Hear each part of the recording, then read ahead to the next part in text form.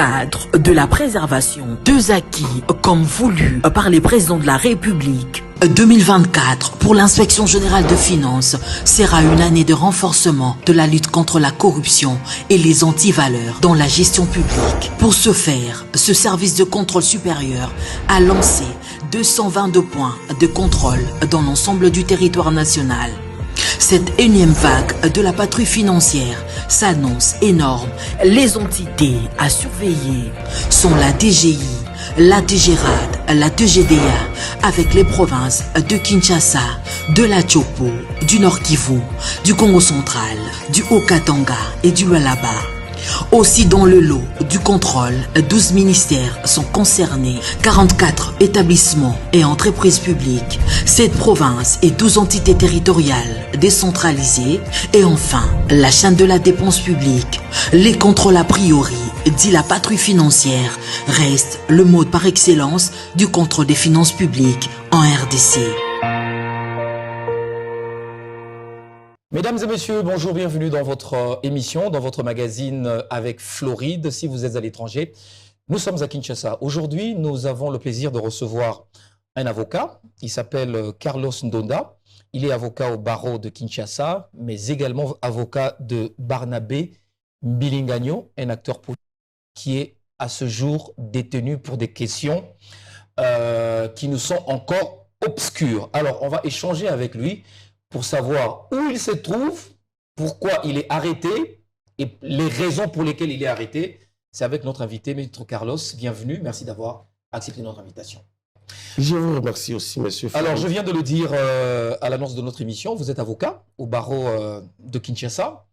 Et si vous êtes invité ici, c'est pour nous parler de monsieur Barnabé Mbilingagno, votre client, qui est à ce jour arrêté. Est-ce qu'on peut savoir d'abord dans quelle étape il se porte aujourd'hui?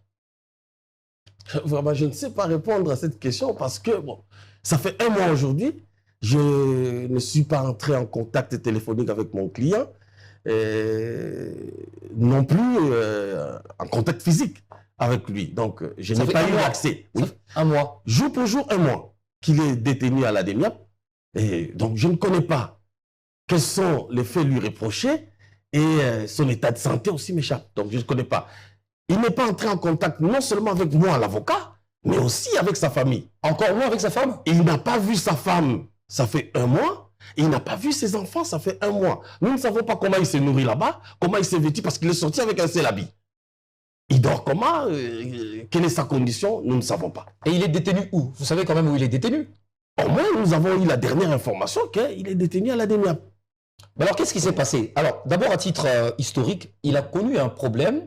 Il a été détenu pendant 3 ans, si je ne m'abuse, pour avoir offensé le président de la République. Est-ce qu'on peut d'abord connaître les circonstances de sa première arrestation? Vous connaissez très bien ce dossier quand même. Oui, parce que je l'ai défendu devant le tribunal. Bon, dans ce dossier, il s'agit d'une émission où il a eu à donner son avis. C'est un analyste politique, il a été invité à une émission et il a pris des avis concernant l'actualité à l'époque. Bon, il y a eu, selon les tribunaux, des propos offensants envers le chef de l'État et qu'il y a eu aussi menace d'attentat. C'est pourquoi il a été condamné. Deux griefs. Deux infractions, oui, retenues à sa charge. Et c'est pourquoi il a été condamné à 3 ans de prison et il a purgé sa peine, et pas même un seul jour, donc... il a bénéficié. Pas même un seul jour de mois. Non, il a vraiment purgé sa peine à 3 ans. Mais quand même, l'infraction, elle était régulière, ou je dirais valable, du fait qu'il avait prononcé un terme en lingala qui offensait effectivement le président de la République. Dire qu'Akolia Mbumba, c'est quand même extrêmement grave, non? Bon, nous sommes déjà passés. Hein, donc je ne sais plus commenter cette affaire-là. Parce que nous étions devant le tribunal s'est prononcé. Et il y avait une autre interprétation selon lui. Et le débat ou la plaidoirie que les avocats avaient faite devant les tribunaux présentait autre chose. Bon, et là, c'est l'opinion du juge. Mais moi, en tant qu'avocat, je peux dire autrement, mais bon, peut-être que ça ne plairait pas aujourd'hui, les personnes qui nous suivent. Mais À vrai dire, c'était pour une opinion qui a été donnée lors d'une émission. Ce n'était pas lors d'un rassemblement public, ce n'était pas lors d'un meeting, ce n'était... Non, ce sont des avis à prendre ou à laisser. Donc, il n'y avait même pas de flagrance. La flagrance, non, parce qu'il a été arrêté pendant, je pense, après 6 jours ou 7 jours après l'émission. Il n'y avait pas flagrance. Mais sauf que, comme l'émission passait sur les nets, comme tous les jours, les gens suivaient cette émission, c'est ce qu'on a considéré comme flagrance. Mais il s'était écoulé plusieurs jours de l'émission jusqu'à son arrestation. Ben alors, à un moment, on avait appris qu'il aurait bénéficié également de la liberté, cette liberté qu'on avait accordée aux détenus. Mais pourquoi n'était-il pas sorti? Non, il n'en a pas bénéficié parce que... Mais on a vu des noms, la liste des personnes qui devaient bénéficier. Bon, ça, c'est la presse peut-être. Ça, c'est la presse. Mais moi, un jour, je suis allé lui rendre visite. Il me dira, mais on est venu me prendre ici dans la chambre. Je suis même sorti. Mais arrivé au greffe, on m'a dit, non, tu n'es pas concerné. Je suis rentré. Et bon, il n'a pas compris. On a mis son nom, on l'a pris de sa chambre. Il a même plié bagage. Arrivé au greffe, on lui dit, mais non, toi, tu n'es pas concerné. Il est rentré. Bon alors, maître Carlos, vous en tant qu'avocat, aussi loin que peuvent remonter vos souvenirs, est-ce que vous vous rappelez quand même, par rapport à cette nouvelle arrestation, vous avez dit que ça fait déjà 1 mois, des propos qu'il aurait tenus et qui auraient offensé le président de la République, certaines autorités du pays? Bon, ces propos-là, moi je ne fais pas la politique, moi je suis avocat. Ce que moi je peux bien commenter, c'est la qualification d'une infraction, mise à charge d'un client ou d'un prévenu, mais aller encore en détail pour voir est-ce que c'est offensant ou pas, je n'entre pas là-dedans. Mais quand est-ce qu'une infraction est qualifiée? Ah, mais lorsque le juge estime que les éléments constitutifs de cette infraction-là se retrouvent dans les chefs du prévenu. Donc, pour que l'infraction soit qualifiée, il y a des éléments constitutifs que la loi a énumérés. Parce que nous sommes dans une matière très légaliste, où on suit la loi. Que dit la loi par rapport à telle ou telle infraction? Quels sont les éléments matériels qui entrent en compte? Et quel est l'élément intentionnel qui entre en compte? Et le juge doit voir, à partir du débat ou des éléments du dossier, pour réunir tous ces éléments et dire que l'infraction est qualifiée. Donc voilà. Mais d'après la loi, nos lois, lorsqu'une personne est arrêtée, combien de temps doit-il être détenu pour être présenté devant un juge? Bon, lorsque la personne est arrêtée, il y a ce que nous appelons la garde à vue. Oui. Et puis il y a le mandat, donc lorsqu'il est devant le magistrat, oui, le magistrat peut encore aussi les garder provisoirement, l'arrêt provisoire de 5 jours. Et puis après, il y a la détention préventive. Et lorsque le dossier n'a pas été peut-être bien suivi ou bien il y a un retard dans l'instruction du dossier, il peut se faire qu'un délai plus ou moins long s'écoule avant que le juge ne soit saisi. Mais d'après la Constitution, oui, il est dit que lorsque l'OPJ a appréhendé monsieur et qu'il se passe 48 heures dans la garde à vue, c'est 48 heures, il doit le présenter devant son juge, donc devant le magistrat. 48 heures. C'est dit où? Mais c'est la Constitution. Vous pouvez le lire? Oui, donc... Pour ceux qui nous suivent. C'est quel article? La garde à vue ne peut... C'est l'article 18. 18 de la Constitution. 18 de la Constitution. Oui. La garde à vue ne peut excéder 48 heures. À l'expiration de ces délais, la personne gardée à vue doit être relâchée ou mise à la disposition de l'autorité judiciaire compétente. La garde à vue, c'est ce qui est organisé devant la police, devant même les agents de sécurité et tout. Parce que moi, je me dis, vous êtes un service de renseignement. Pour venir appréhender quelqu'un, vous devez avoir déjà mené toutes les investigations et tout ça en professionnel. Vous avez tous les éléments. Et lorsque vous l'appréhendez, mais c'est pour l'acheminer droit vers sa condamnation. Mais j'estime mal que vous dites professionnel. Vous arrêtez quelqu'un et vous êtes en train de commencer maintenant l'instruction. Vous n'avez pas d'éléments encore réunis. Ce n'est pas un bon travail. Donc, si je comprends bien, à l'heure actuelle, il a été arrêté. Au même moment de son arrestation, les services qui l'ont arrêté sont en train d'instruire le dossier. Bon, je ne sais pas si le dossier est encore en train d'être instruit ou comment, parce que ça fait déjà 1 mois qu'il est arrêté. Ça fait 1 mois. 1 mois. Or, l'article 18 de la Constitution est clair. Toute personne arrêtée doit être immédiatement informée des motifs de son arrestation. Qui doit être immédiatement. Immédiatement informée des motifs de son arrestation et de toute accusation portée contre elle. Et c'est dans la langue qu'elle comprend. Elle doit être immédiatement informée de ses droits. La personne gardée à vue a le droit d'entrer immédiatement en contact avec sa famille ou avec son conseil. Ce qui n'est pas aujourd'hui. Et ce qui n'est pas le cas aujourd'hui. La garde à vue, ça j'ai déjà lu. Tout détenu doit bénéficier d'un traitement qui préserve sa vie, sa santé physique et mentale, ainsi que sa dignité. Mais là où je veux encore plus insister, c'est l'article 19 de la Constitution. Nul ne peut être soustrait ni distrait contre son gré du juge que la loi lui assigne. Toute personne a droit à ce que sa cause soit entendue dans un délai raisonnable par les juges compétents. Dans un délai raisonnable. Le droit de la défense est organisé et garanti. Toute personne a le droit de se défendre elle-même ou de se faire assister d'un défenseur de son choix, et ce, à tous les niveaux de la procédure pénale, y compris l'enquête policière et l'instruction préjuridictionnelle. Mais ici, le dernier alinéa insiste que cette personne arrêtée peut se faire assister également devant les services de sécurité. Même devant les services. Même devant les services de sécurité. Alors, ça fait, vous avez dit que ça fait 1 mois. Pourquoi vous n'êtes pas entré en contact avec la DEMIAP? Mais déjà, la personne n'entre pas en contact avec sa famille. La personne arrêtée, on ne lui a pas dit de quoi il s'agit. La personne arrêtée n'est pas entrée en contact avec son conseil. Nous allons le voir comment.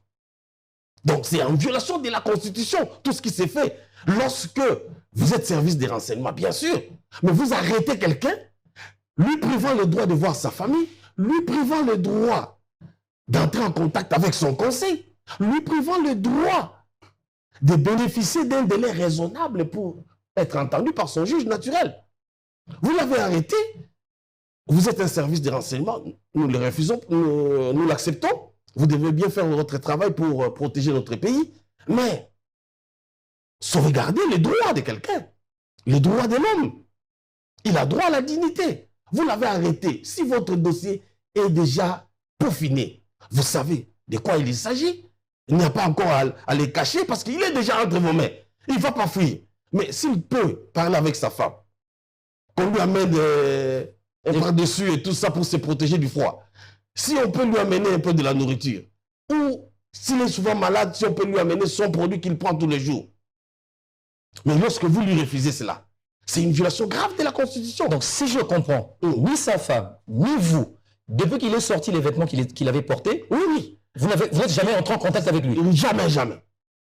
Il n'a pas rencontré sa femme, il n'a pas vu ses enfants, il n'a pas vu son avocat. Il n'a pas vu son avocat. Mais il est reproché de quoi finalement? Mais nous ne savons pas. Nous ne savons pas. On vous dira que non, ici c'est les renseignements, ici c'est la politique. Mais c'est bien beau. Si quelqu'un est dans une infraction, il tombe sous le coup d'une infraction, mais il devra passer devant le juge. Donc il n'y a rien à cacher. Mais moi j'estime que vous aussi, en tant qu'avocat, vous n'avez pas essayé de faire une rétrospection pour savoir, dans les chaînes de télévision où il est passé, les 5 dernières apparitions, est-ce qu'il n'a pas dit quelque chose d'offensant? C'est ça. Moi, je ne suis pas sa vie. Moi, je ne suis pas sa vie. Moi, je suis prestataire de service. Oui. Donc, lorsque vous m'avez invité ici, c'est parce que je suis intervenu dans les dossiers Barnabé. Mais je ne suis pas la vie de Barnabé.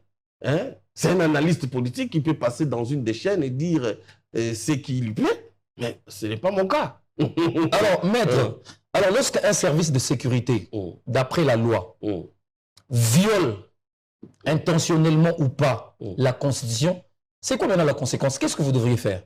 Qu'est-ce qu'on doit faire maintenant? Ah mais lorsqu'il y a violation de la Constitution comme ça, c'est saisir les autorités. Et quelles sont ces autorités-là qu'on va saisir contre la DEMIAP dans ces pays? Si ce n'est le chef de l'État. Qu'il voie un peu bien qu'est-ce qui se passe dans ces geôles, dans tout ce qu'il y a comme cachot. Lui-même, il avait dit, en prenant le pouvoir, qu'il devait fermer ces cachots-là. Bien sûr qu'on lui a dit que non, c'est dans le cadre de la sécurité. Ok, bien sûr. Mais de quelle façon ils agissent? Est-ce que c'est en violation de la loi, en violation de la Constitution? Là, c'est plus le travail. C'est un travail d'experts. Les flics, c'est des experts. Ce n'est pas des gens qui agissent comme tout le monde, où on t'attend. Non, non, non. Les flics, lorsqu'on t'appréhende, ça veut dire qu'il y a des éléments à ta charge. Et on te le dit. Parce que vous êtes déjà sous... vous avez déjà sa garde. Vous allez craindre encore quoi? Vous allez craindre quoi? Alors, si vous pensez que celui qui est arrêté doit parler devant vous, mais au moins qu'il voie son avocat, qu'il voie sa femme. Devant vous, il n'y a pas de problème. Maître, mais comment vous savez que c'est l'ADEMIAP qui l'a enlevé? Mais c'est dans le cadre de la recherche. Parce que lorsqu'on est venu le prendre, on n'a pas dit que c'est l'ADEMIAP. Pourquoi? C'est lorsque on est en train la famille a circulé des cachot en cachot qu'on a découvert qu'il est là-bas. La famille a découvert qu'il est là-bas. C'est la famille. Il avait été arrêté quand? Appréhendé quand? Donc aujourd'hui, ça fait le 27, je parle, donc ça fera un mois. Ça fera un mois. Il était chez lui à la maison ou il a été appréhendé Chez lui. Il a été pris chez lui le matin. Il a été pris chez lui. Alors, on vous laisse quand même le dernier mot. Cette caméra-là, elle est devant vous. Si vous avez un dernier mot à lancer auprès des organismes de droits de l'homme, auprès des autorités, Maître Carlos, vous avez le dernier mot pour le faire. Oui, cette République démocratique du Congo a voulu donc instaurer comme mode de gestion la démocratie. Et l'état de droit. Un état de droit, bien sûr. L'état de droit, c'est un pilier de la démocratie. Et c'est pourquoi Papa Tshisekedi a combattu. Il a fait la prison pour la démocratie. Aujourd'hui, c'est notre cher parti. Parce que nous avons été étudiants. Nous avons combattu à côté de Papa Tshisekedi. Lorsqu'on a parlé de la marche motorisée, lorsqu'on devait aller en contestation, bien sûr, aller déterrer la tombe de Mama Kengo là-bas et tout ça. Nous étions des étudiants, on répondait au mot d'ordre de Tshisekedi. Toutes les marches que nous avons fait avec nos amis Serge Mayamba et tout consort, c'était le mot d'ordre de l'UDPS. Donc nous tous, nous reconnaissions de l'UDPS. Nous étions de l'UDPS, nous étions des opposants parce que nous avions rêvé la démocratie dans ces pays. Et il n'y a pas autre chose à demander aujourd'hui que le chef de l'État puisse mettre de l'ordre dans ces secteurs-là des renseignements, parce qu'aujourd'hui, nous les avocats, nous ne savons plus même assister des clients. À ce motif-là que ici, c'est un service de renseignement ou de sécurité, les avocats n'entrent pas. Ce qui est contraire à la Constitution. Mais peut-être que l'article que vous avez lu de la Constitution là, est-ce que ça prend également compte les services de sécurité? Mais bien sûr, l'alinéa, le dernier alinéa Voulez-vous le répéter de l'article. Voulez-vous le répéter? Donc la personne arrêtée peut se faire assister également devant les services de sécurité. Services de sécurité. Services de sécurité. Okay. Donc que ce soit l'ANER, la DEMIAP, je ne sais pas, CNS, lorsque vous avez arrêté quelqu'un, il a le droit d'être assisté. Il a le droit d'être assisté. Oui, vous comprenez le message? Voilà donc, si on peut mettre de l'ordre de ces côtés-là, si on peut permettre, ne fût-ce que le droit de l'homme soit sauvegardé, lorsque quelqu'un est arrêté, même au sein des services de sécurité, qu'on laisse les avocats entrer, qu'on fasse évoluer la procédure jusqu'à présenter la personne devant son juge naturel. Et là, par exemple, dans le cas d'espèce, la personne est là détenue pendant un mois, nous ne savons pas pour quel grief, il n'est pas assisté, et nous ne savons pas quel jour on va le présenter devant son juge naturel. C'est vraiment en violation de la Constitution. Très bien. Mais dans le cas d'espèce, qu'est-ce que la loi prévoit pour la défense, l'organisation de la défense? Pour l'organisation de la défense, oui. Mais c'est tout ce que nous demandons. Que les autorités de la DEMIAP, que le ministre de la Défense, parce que là c'est déjà en matière de la sécurité, de la défense, que le président de la République puisse peut-être donner des injonctions à ces services-là pour que les droits de l'homme soient respectés. On ne refuse pas que la personne qui est accusée, il peut être présenté devant le juge et se défendre, ou soit qu'il peut être condamné, mais que les droits de l'homme soient respectés, que le délai procédural soit respecté, et comme ça, nous allons nous dire que nous sommes dans un état de droit. Ne pas respecter ces délais, ne pas respecter les dispositions constitutionnelles en cette matière-là, nous rentrons en arrière. Nous rentrons en arrière, nous avons prôné la démocratie, restons-en dans la démocratie. Mais si nous ne voulons plus de la démocratie, changeons la Constitution. Pour que on permette à chacun de faire ce qu'il veut. Ah ben, c'est regrettable. Voilà. Ça sera regrettable. C'était votre dernier mot, maître? C'était ça mon dernier mot. Nous prenons que nous prenons donc que la démocratie continue et en cela que l'état de droit soit réellement mis en place, que la justice soit la vraie garantie pour la population congolaise. Et en cela, nous comptons sur les chefs de l'État. Il y a beaucoup à faire là parce que lui-même s'est plaint, mais s'il peut aider la population. Je sais que tout ça, peut-être qu'il n'est pas informé. Vous êtes de ce domaine, hein? Vous êtes de ce domaine, je l'ai dit, vous êtes avocat. Maître, j'aimerais aussi quand même, avant de finir cette émission, avoir votre avis. Quand on parle d'état de droit, le fonctionnement des services judiciaires, tout ça, la justice, le système, l'appareil judiciaire de notre pays, quel est votre regard? Est-ce que ça avance? Votre regard sur l'appareil judiciaire, le fonctionnement de l'appareil judiciaire? C'est très mauvais. L'appareil judiciaire ou la justice, c'est très mauvais. Nous avons appris que le magistrat est commissionné à son grade par rapport à son signalement. Le magistrat, lorsqu'il commence comme magistrat stagiaire, comme juge, il y a une fiche où on indique l'évolution du magistrat, la cotation du magistrat. Et c'est à partir de cette fiche de signalement que le magistrat est promu en grade. Mais qu'est-ce qui se fait aujourd'hui?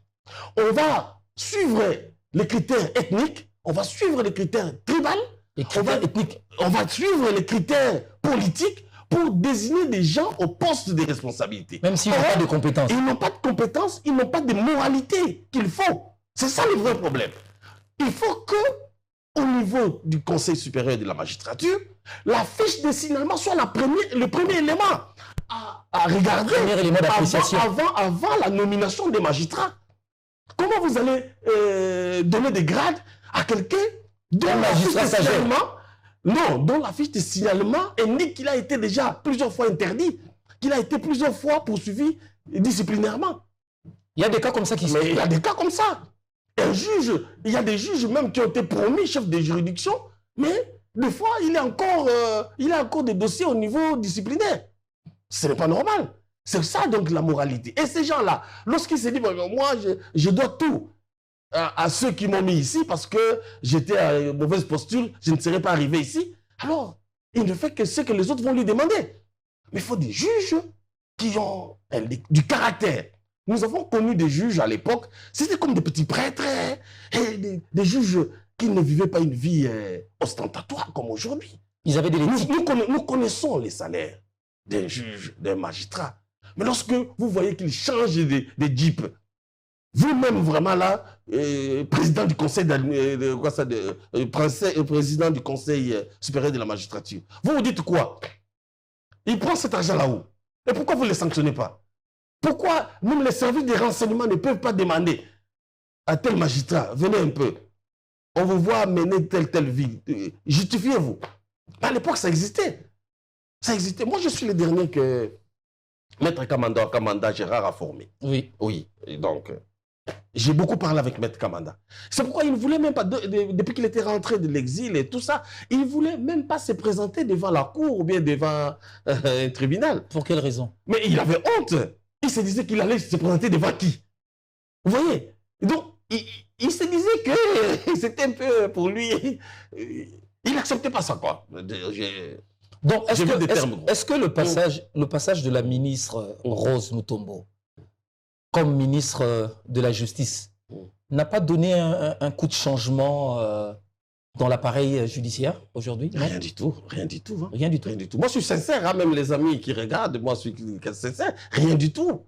Rien du tout. On est en train de reculer. Moi, je suis avocat. On est en train de reculer. On doit se le dire, des choses en face. Il n'y a rien qui marche dans la justice. La justice aujourd'hui, c'est la justice des forts. C'est la justice des gens qui ont de l'argent. Donc la justice aujourd'hui, vous avez de l'argent, vous gagnez un dossier. Mais comment? Mais comment? Même si vous avez un avocat qui est fort. Cette histoire-là, les avocats forts, mais les avocats forts, il y en a encore. Les avocats forts, ce sont ceux-là qui font des affaires avec ces gens-là, nantis, lorsque vous obtenez des jugements. Lorsque nous sommes venus dans la profession, aujourd'hui je suis à ma 20e année, nous voyons des procès. Vous voyez Maître Nkwebeliris là-bas s'affronter avec Maître Kalouba, s'affronter avec des grands Matadinenga et consorts Matadiwamba. Mais tous ces vieux-là, vous verrez qu'ils ne viennent plus devant le tribunal. Hein. Ils ne viennent plus. Ils ne viennent plus. Pourquoi? Parce qu'ils considèrent Mais c'est plus intéressant. Mais toutes ils ces considèrent plaidoiries-là, que c'est du théâtre. ces belles plaidoiries-là que vous faites là, c'est pourquoi? C'est pour aller loger où? Non. C'est pour aller loger où?